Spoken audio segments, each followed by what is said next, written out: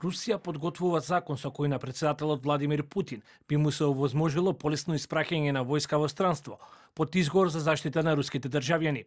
Државната дума веќе го усвои предлог законот во прво читање, а со него се предвидува значително проширување на председателските овластувања за употреба на руски воени сили надвор од границите на државата. Според председателот на рускиот парламент Војчеслав Володин, законот станува неопходен за заштита на руската држава. Западните правосудни системи станаа инструмент на репресија. Русија мора да ги заштити своите граѓани.